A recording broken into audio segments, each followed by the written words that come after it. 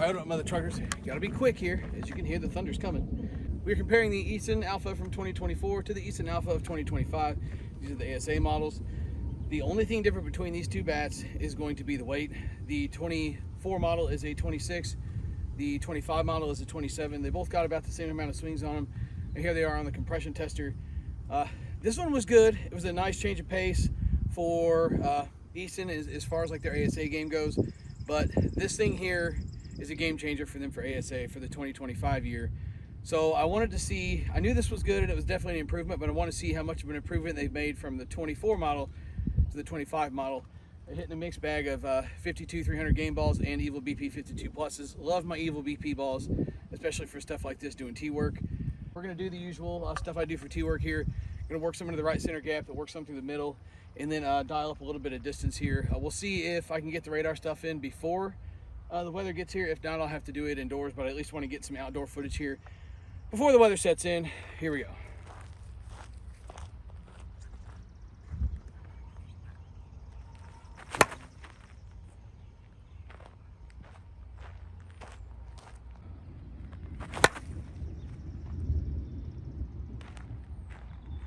So as I'm taking these swings here, this is kind of the right center gap double swing that I'm working on here. And I will say I didn't do a very good job of locating the gap. I should have been a little more over like closer towards the pole with some of these swings. But what I'm looking for mainly here when I'm comparing bats and doing this is I'm looking for repeatability. I'm looking for the same trajectory, the same kind of result out of the swing. And as you'll see here, the 24 model did seem to be a little more consistent as far as elevation control in terms of something that's repeatable. And then as you can see here with the 25 model, there was a few swings here that I was able to get low and kind of drive where I wanted them. I did want them a little bit lower with the 24 model, but the 25 model, it was 6 of one, half dozen of the other with the trajectory control. And I think that comes from the loading here. As you hear me make the comment, they get kind of frustrated here. Dang it, dude. So it really is hard to tell if I'm like rushing myself here. And obviously the 26 is going to come with a little more control, but I feel like the loading is more smooth in the 26 than the 27. I don't know if that's model year to model year or the fact that you get a little bit heavier in weights. Sometimes the inner barrel technology can kind of make the weighting a little weird. I am struggling a little bit with control with the 27.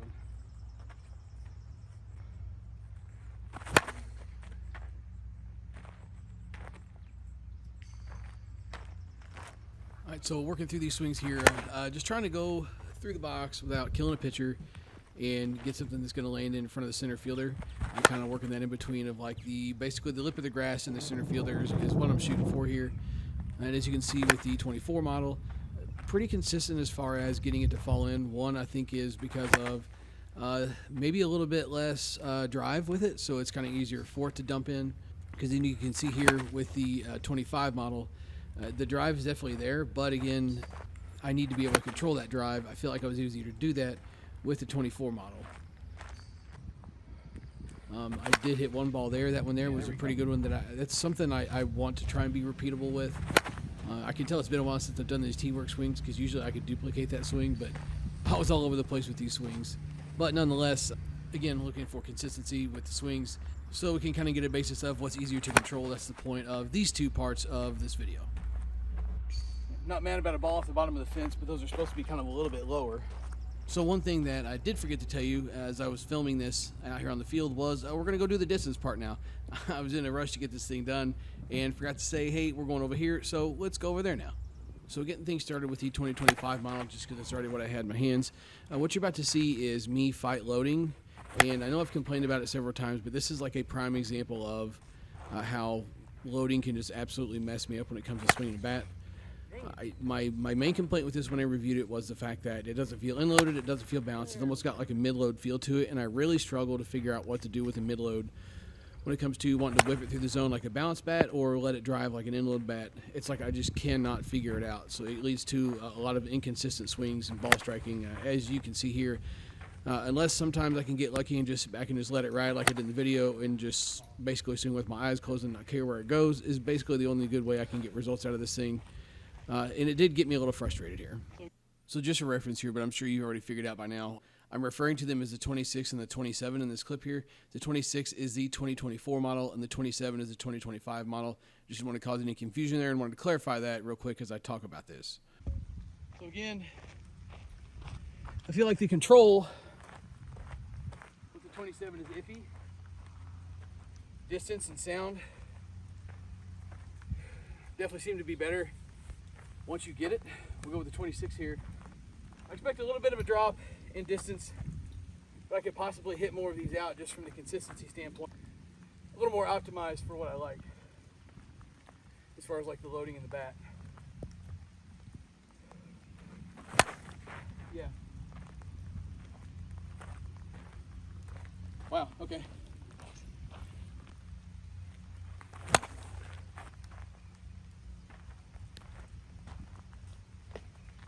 Yeah.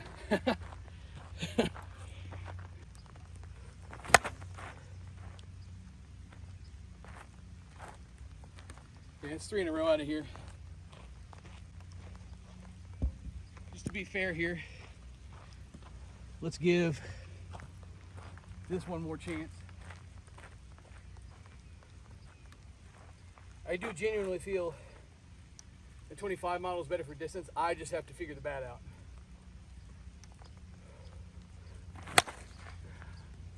See, oh, waiting is a fickle thing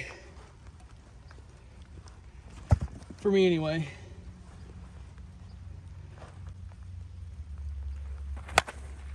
Yeah.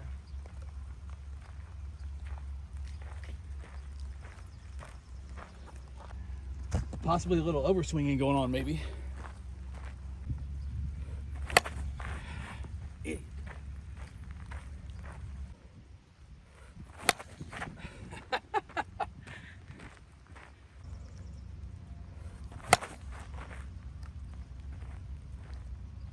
How to hit a knuckleball off the tee, tell me that. I can also tell you part of the reason is those crap one-piece balls. I hate them.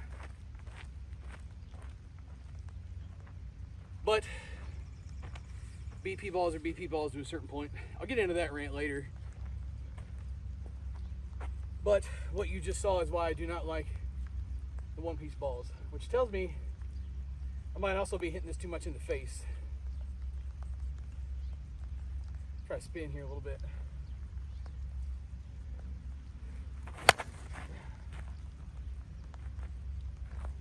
Yeah. So maybe just too much in the face with the 27.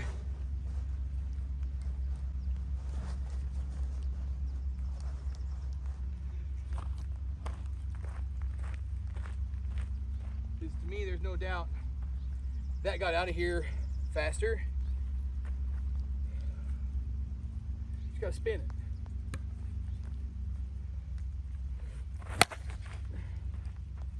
All right, a couple more here. We'll head to the cages because I'm gonna get rained out here soon.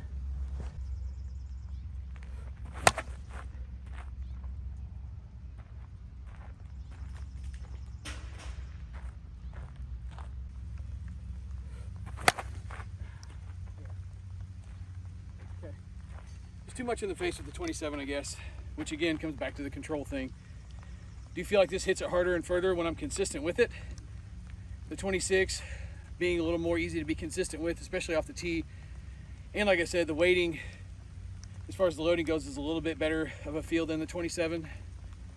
But let's do some radar numbers at the cages here before I get just absolutely dumped on with rain. I'll give you my final thoughts while we're there. Okay, well, famous last words here. The rain has held up quite a bit. So I'm gonna go ahead and try and smash in some radar content while I'm out here at the field, just to get it all done in one lick. And I am going to hit game balls for this test because I have more of those available and just kind of dug out right now. I am still racing the rain, so I'm trying to make sure I get this done. I have more game balls available than BP 52 pluses. So it's going to be strictly game balls. Going to take about 10 swings each and kind of average out like the 5 best and do it that way. I hate radar numbers for like a review of a bat when it comes to comparison. I feel like there could be something here. Numbers might be skewed a little bit because of the 27 versus 26, but we'll see what we get here.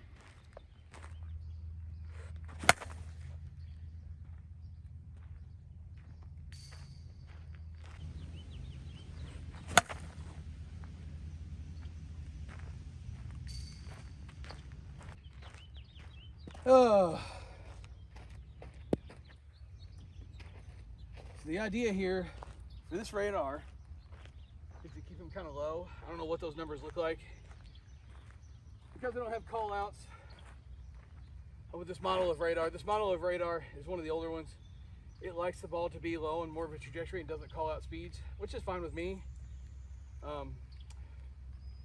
don't like to call out the speeds anyway, because then you get to swinging for a number instead of being consistent, which to me is what the radar is about.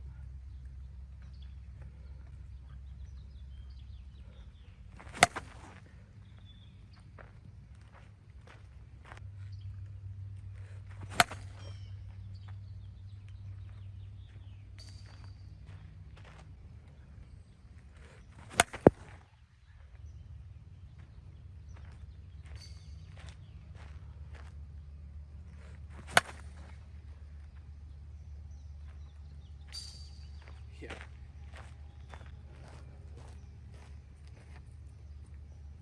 And again, why radar numbers aren't everything. That's the proof right there that this one drives better. It's gonna hit for better distance and I guess inherently more exit velocity in my mind. I one-hopped the fence a few times with the 24 model. First swing of the 25 model is a line drive off the fence, so.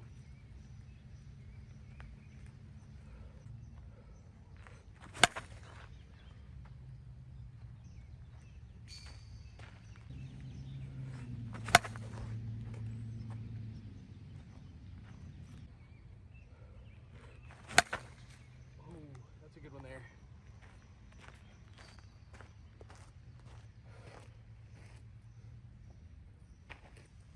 Again, whether it's the weighting or the bat itself, I don't feel like I get the type of ball off the 24 model that I do just like that one I got off the 25 right there.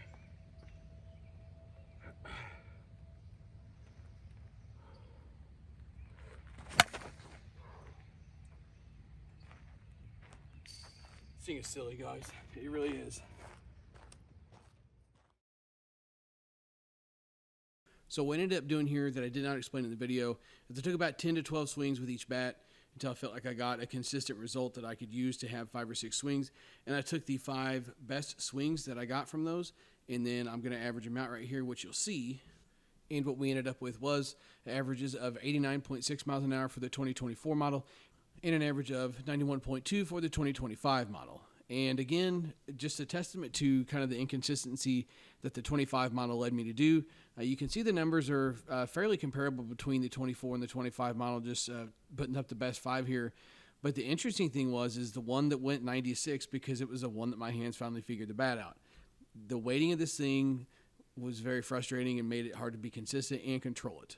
And that's just another testament to it right there in the radar numbers. Again, it's not all about max velocity. It's also about what can you do and how can you do it consistently.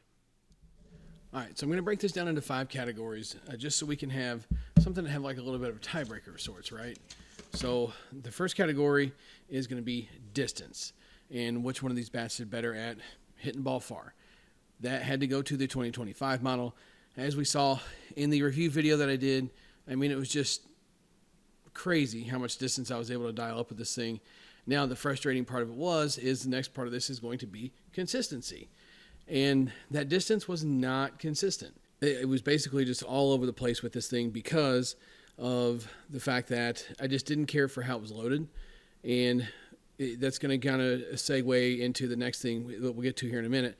But the consistency I did struggle with because of the loading. It had like that mid-load type feel to it, and I just couldn't figure out, did I want to, whip it like a balance bat, or did I want to let the inload drive it? It was like there was no in between I could figure out with it. It was basically just like close your eyes and hang on tight and watch it go 340 or scream through the infield.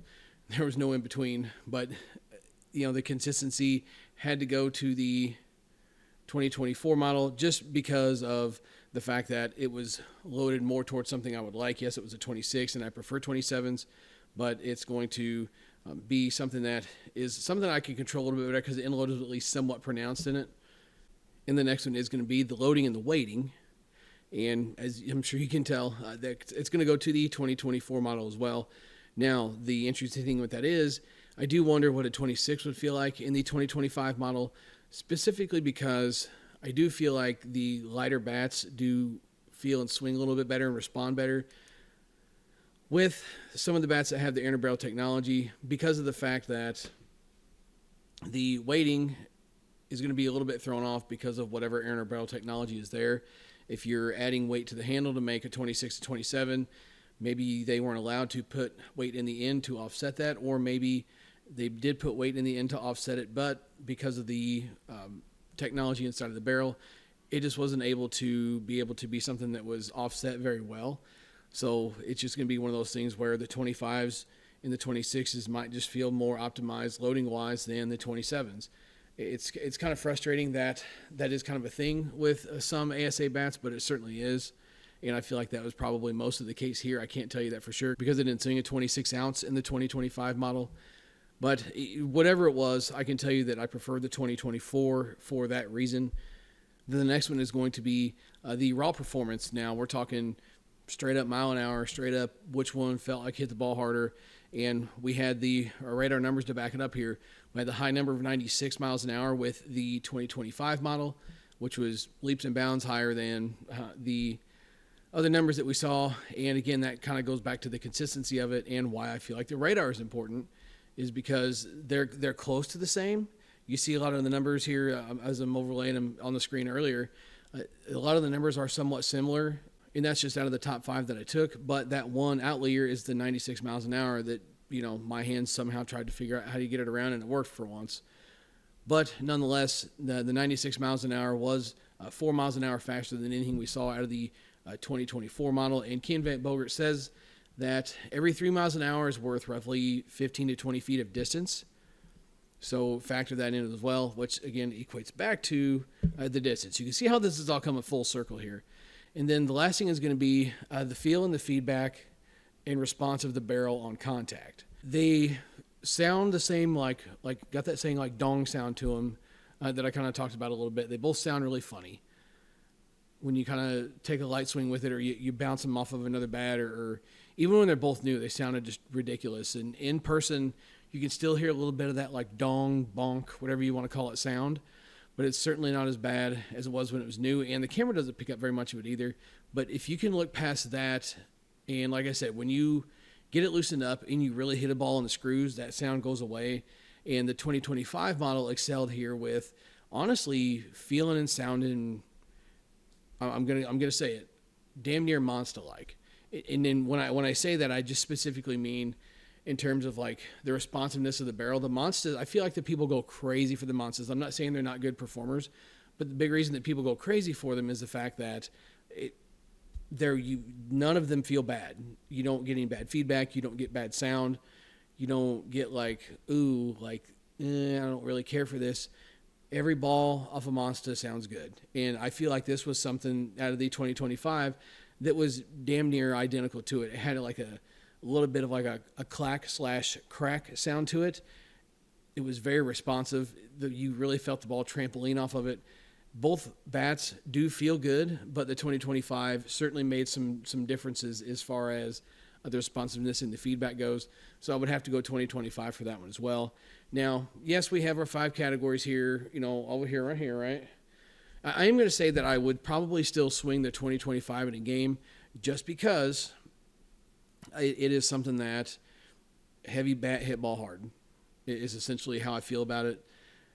I would say that I would struggle consistency-wise, and I could possibly get myself into trouble with it. Now, if I'm picking between one of the two, that's what I would pick. I would not pick it out of anything on the market, but if I'm picking between the two, I would pick the 27 and just kind of thug it out. If you hit some bad home runs, you hit some bad home runs.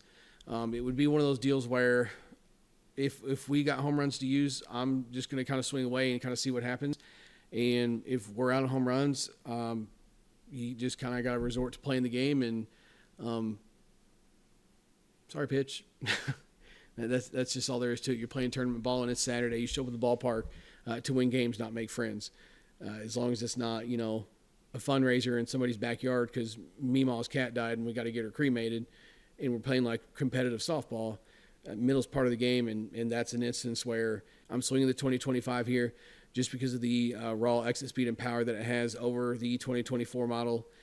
And like I said, it's let it ride until you really need to worry about it, and then just find a way to blow it past somebody and get on base. So I hope you did enjoy this type of video review in the way I did the comparison. Let me know if you want to see something different or anything that I could add to this. I would like to do more of this stuff. I feel like the review market is getting extremely saturated with nothing but reviews, and there are some people that are doing back comparisons and stuff like that, but I think it's time to venture out into more comparison stuff outside of like the mainline review stuff that we want to see. And maybe we could even take the opportunity to do more radar stuff, because I know people just live and die for radar numbers. Maybe we could do more of that around here if we did more bat comparisons. I'm not going to, you know, I'll hit 96 with this Easton Alpha. It's the best ASA bat ever, because that's the highest I've ever seen off an ASA bat for me, just hypothetically speaking. That doesn't mean it's the best ASA bat ever. It means it hit better than the 2024 Alpha on that day. So let me know if there's something else you guys like to see me implement or anything like that, and we can see what we can get going. But I hope you enjoyed this video. Thanks for stopping in and checking it out. Your mom's favorite YouTuber, the BP Hero, is out of here. I'll catch you in the next one.